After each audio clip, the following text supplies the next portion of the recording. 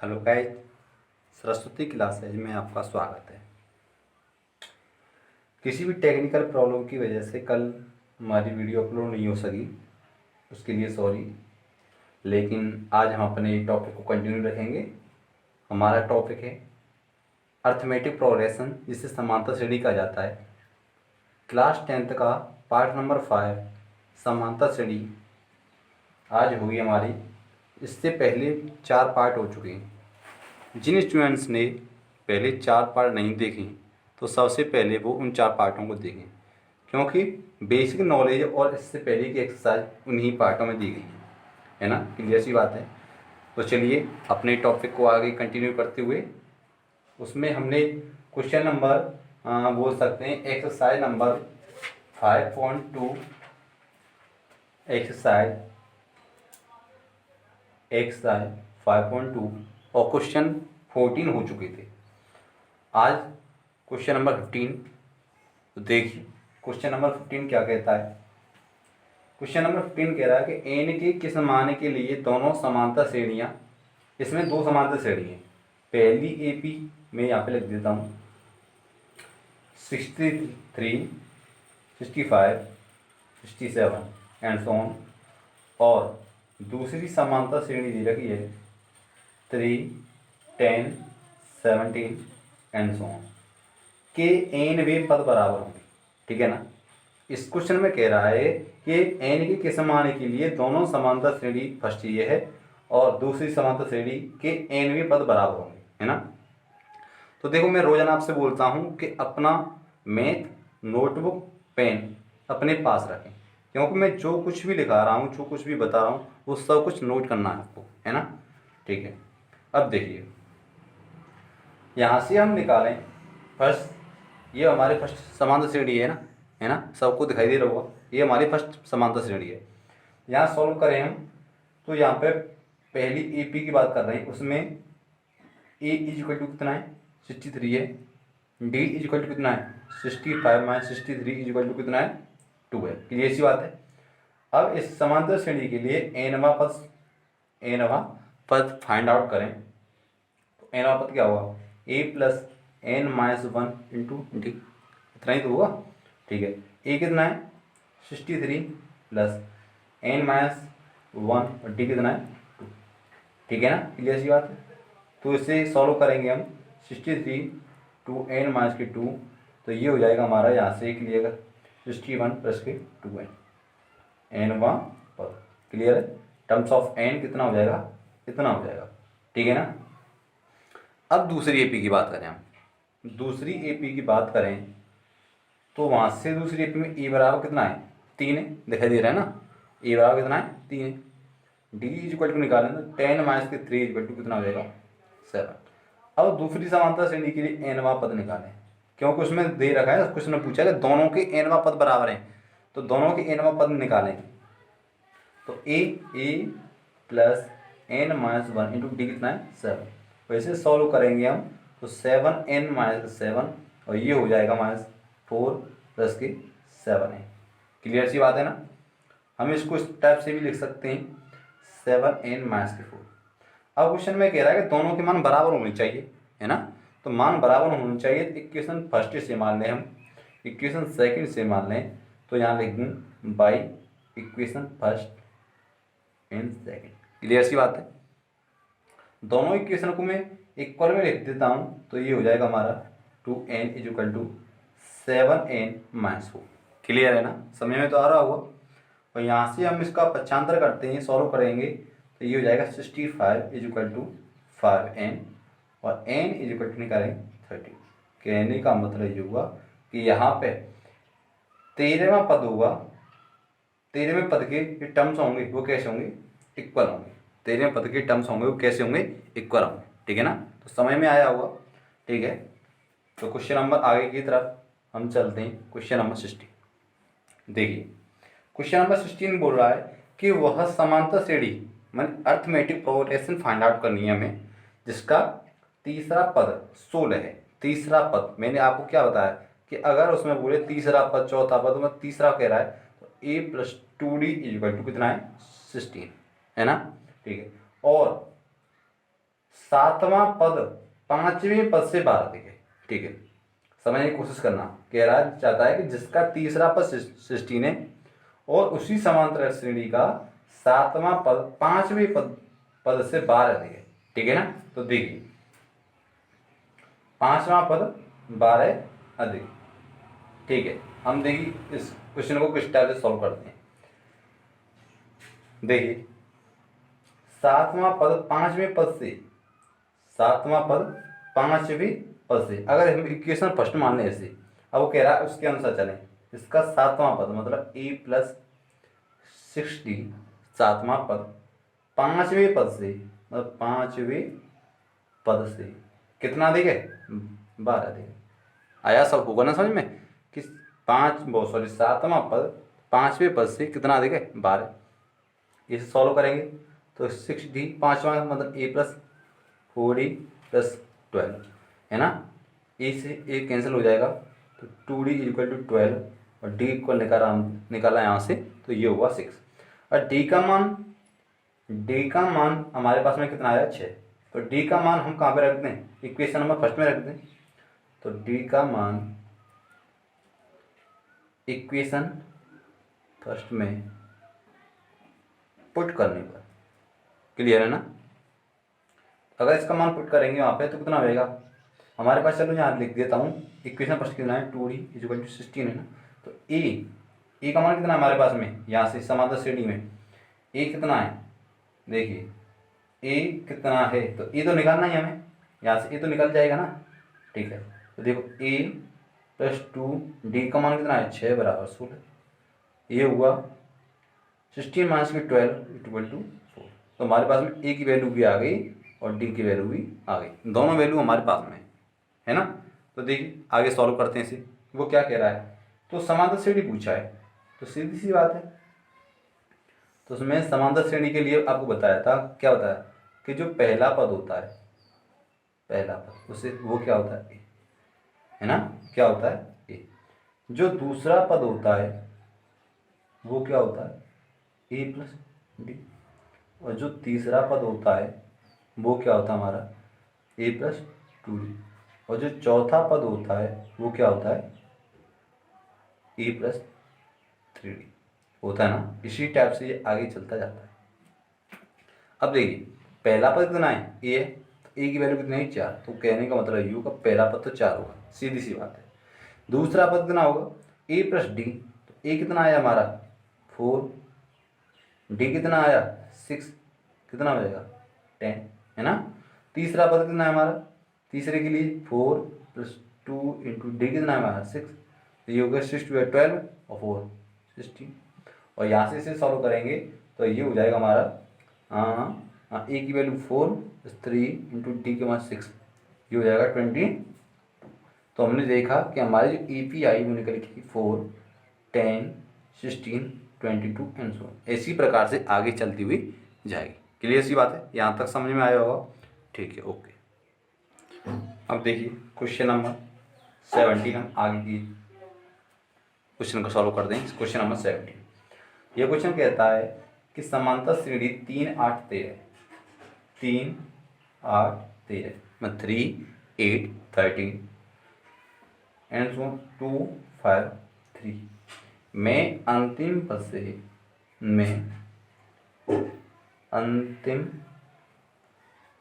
से बीसवां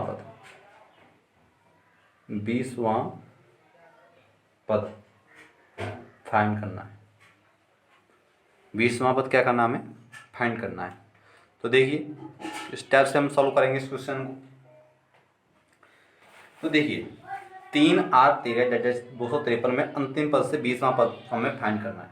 तो अंतिम पद से पूछ रहा है ना, वो अंतिम पद से पूछ रहा है। तो यहाँ पे एक बात देखें, हम इस क्वेश्चन को सॉल्व करके हम देखें, यहाँ से हम देखते हैं क्या होगा कि यहाँ पे a = 3 है और d = कितना हो जाएगा, 8 - 3 = 5 हो जाएगा। क्लियर सी बात है, d = कितना हो जाएगा, 5 हो जाएगा। मतलब अंतर है वो कितना आया हमारा, अंतर कितना आया, 5 आया, है ना। लेकिन इस श्रेणी को मैं चेंज कर दूँ, जैसे 2 5 3 फिर 3 8 3, है ना, ये कर दिया मैंने। समांतर श्रेणी को पीछे से उल्टा करके लिख दिया। तो हमने देखा था डी इक्वल कितना आया था हमारा 5, लेकिन प्लस के 5 था क्योंकि आगे भी चले थे, लेकिन अब पीछे भी चल रहे हैं तो -5 हो जाएगा। फिर कितना हो जाएगा -5, जिस क्यों कि 2 5 3, अब 5 माइनस करेंगे इसमें से तो ये हो जाएगा 248 हो जाएगा, 248, है ना, क्लियर सी बात है।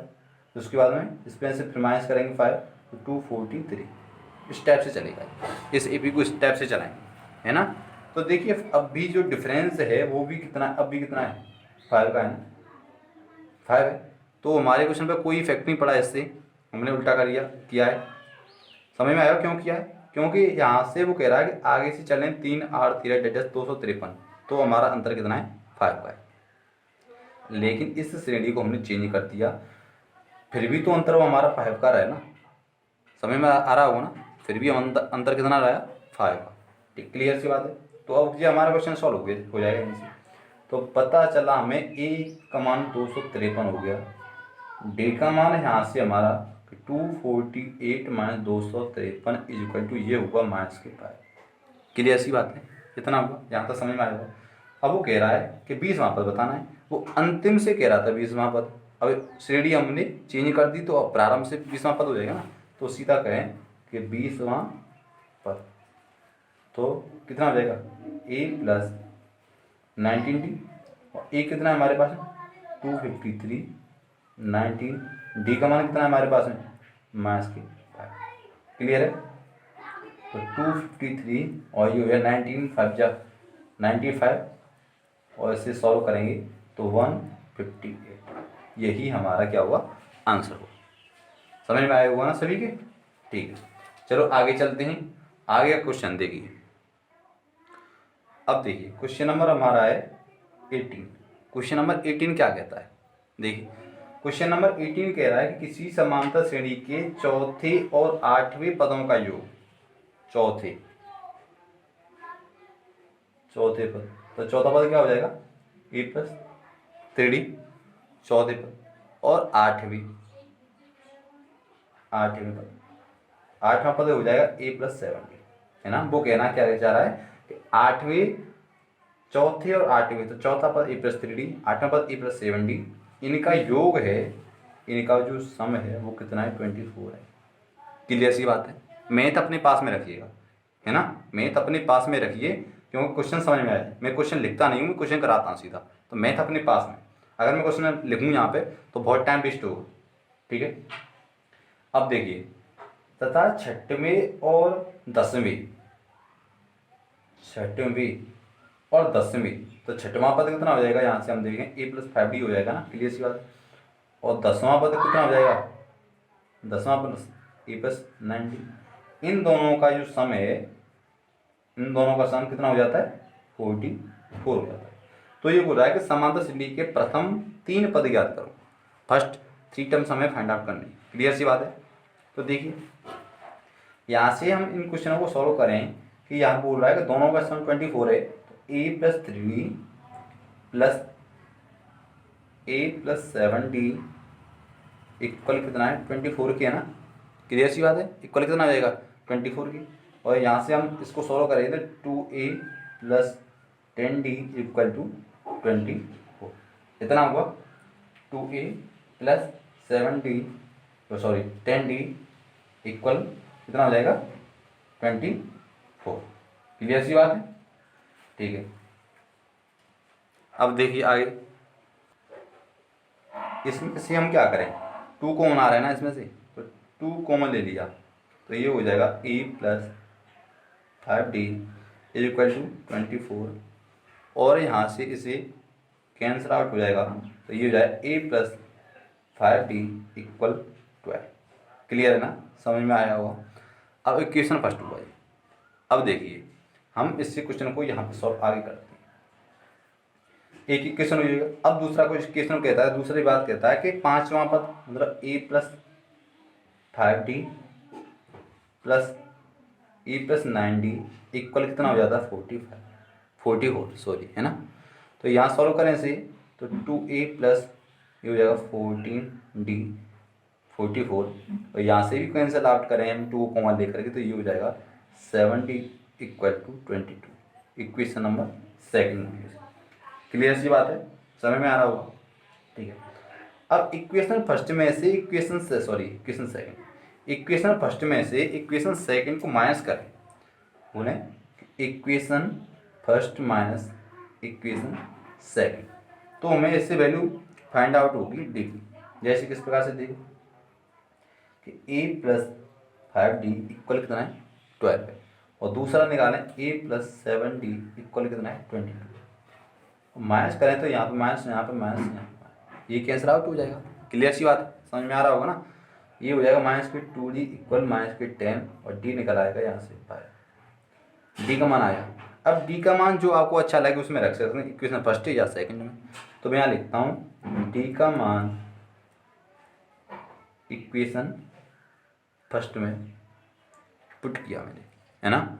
d का मान इक्वेशन फर्स्ट में पुट किया, तो जब रखेंगे यहाँ पे कितना हो जाएगा a प्लस 5d की जगह 5 प्लस इक्वल टू 12, तो a 25 इक्वल 12 है ना।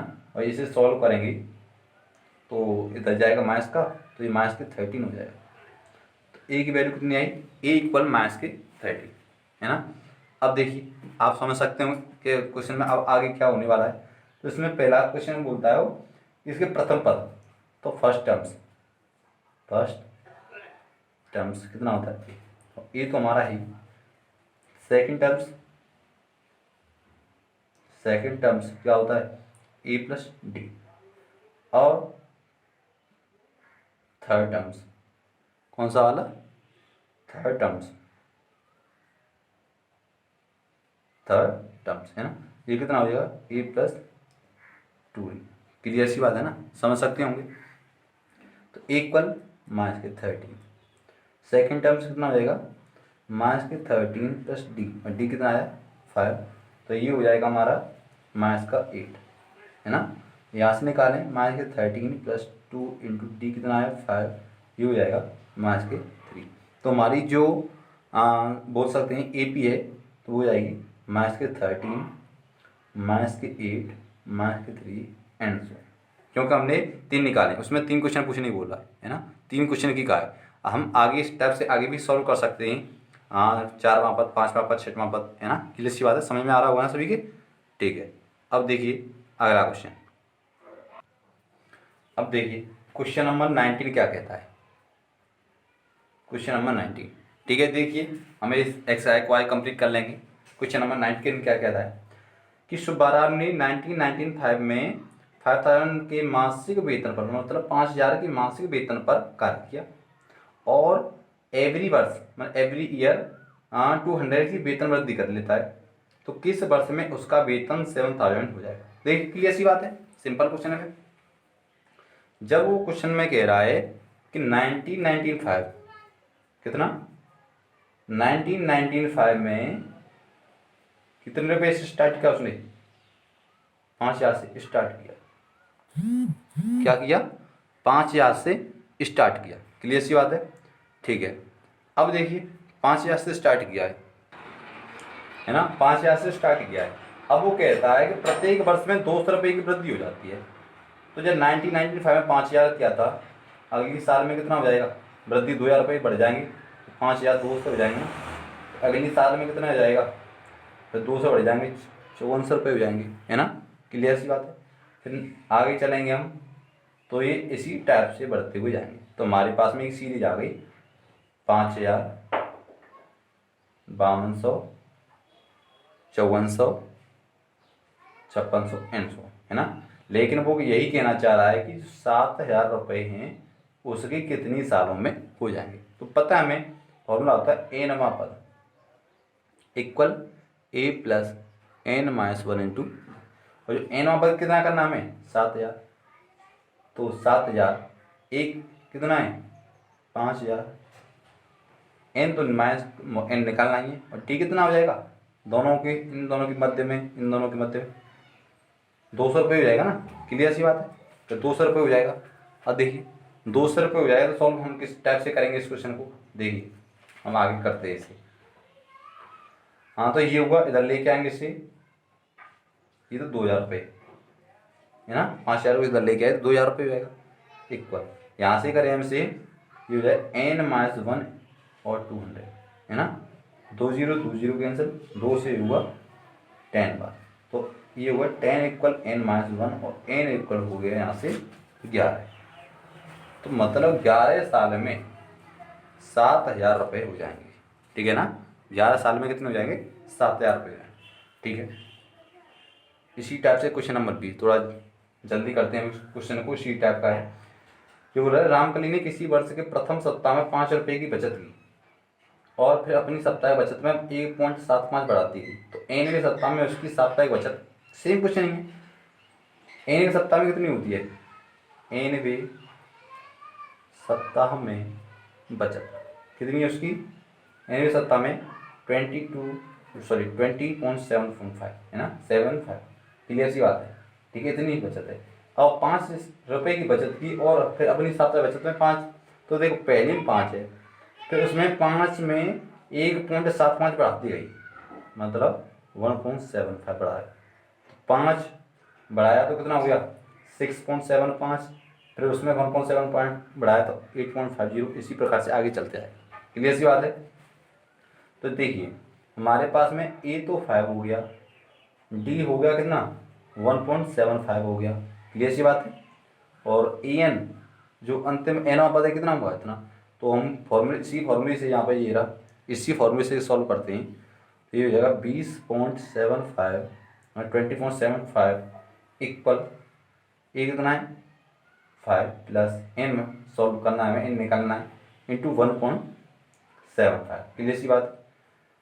अगर हम 5 को इधर लेके आएंगे तो ये हो जाएगा 15.75 इक्वल n-1 और 1.75, n-1 निकालें तो 15.75 अपॉन 1.75, इसे हम लोग सॉल्व करेंगे है ना, सॉल्व कर सकते हैं।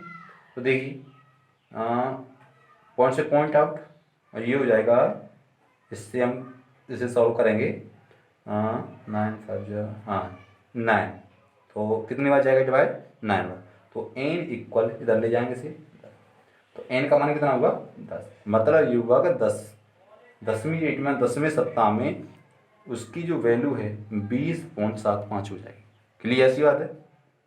तो यहाँ पे हमारी इस एक्सरसाइज का एंड पॉइंट था, फिनिश हो चुकी है। आई होप सभी के समझ में आया होगा ना, है ना।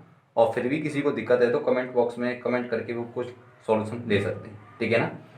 इसके लिए आगे की वीडियो अगले दिन मतलब कल आएगी, ठीक है ना। इसी प्रकार से सभी स्टूडेंट्स प्यार देते रहिएगा, और जो इस चैनल पर या इस ग्रुप में भी नए हों तो इसे सब्सक्राइब करें, क्योंकि हर एक वीडियो का नोटिफिकेशन आपके पास में पहुंचता रहे, क्लियर सी बात है। तो ठीक है, अच्छी तरह से पढ़ाई करिएगा, ओके।